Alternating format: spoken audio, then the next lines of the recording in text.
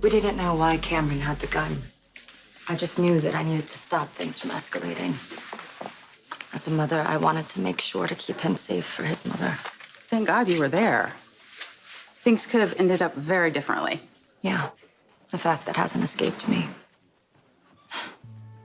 It saddens and sickens me to say it, but if Cameron's skin had been a different color and my officers got there first, I might not have had the chance to talk them down. He might not have been given the benefit of the doubt. It's an unfortunate reality, one that I can't even believe we're still dealing with to this day. Neither can I. I mean, just when I think that our world is pivoting forward, we find ourselves yanked back into a mire of hate and bigotry. And not just here, everywhere. It's unfathomable is what it is. And I feel horrible for our kids. I mean, at least we grew up with a sense of hope. We felt empowered and we wanted to embrace our culture. We reaped the benefits of our parents' and our grandparents' struggle, and we passed it on to our children happily. I mean, our kids grew up watching children's television shows that celebrated diversity and showed them a vision of a more inclusive world. They grew up with people in the White House that look like us. But now this. Now we're back to this reality.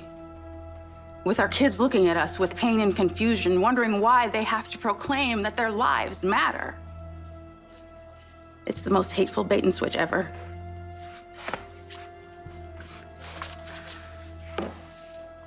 Was I naive to think that I could enact change?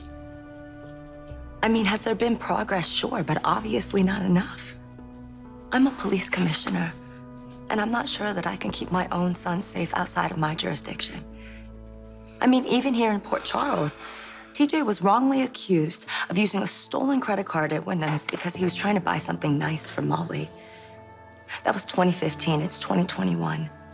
And I am still warning him about wearing hoodies and reminding him to stay completely calm in the face of police harassment or an unprovoked traffic stop. When calm is the last thing that anyone feels in those situations. Exactly. Cameron Weber wasn't calm. He wasn't compliant. I had to talk him down. Mm-hmm.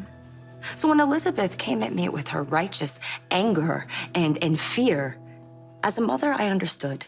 I would do the same. But as a police commissioner, I wanted to remind her who she was yelling at. Tell her to back off and consider Cameron lucky.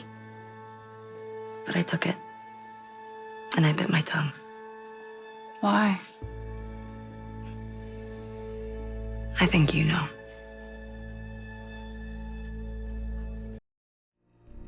As whimsical and fabulous as Black Girl Magic is, it's also exhausting. It is exhausting. Yeah. You know how our kids refer to the talk as the one that we give them about the police? Mm-hmm. Well, the talk that we got was about how we had to be better. We had to be twice as good in order to compete. And boy, I took that to heart.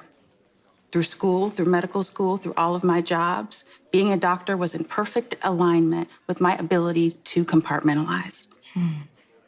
Because I can't fall apart when I lose a patient, no matter how young or beloved. And I have to provide the absolute best medical care to everyone, no matter how hateful or criminal they may be.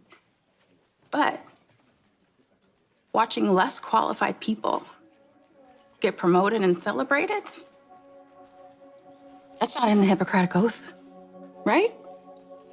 I can't tell you how many times I wanted to call out the mismanagement at Mercy, but I didn't, because I didn't want to be labeled as angry. But now I'm thinking, why? Like, why not?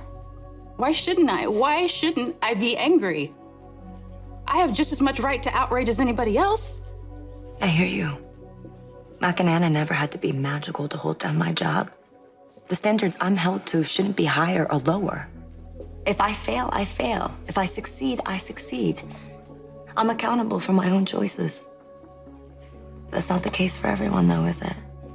If we feel anger about injustice, it's not stereotypical or based on some trope. It is righteous and completely founded in reality. But unfortunately, we're living in two different realities. And it is far past time for that to change.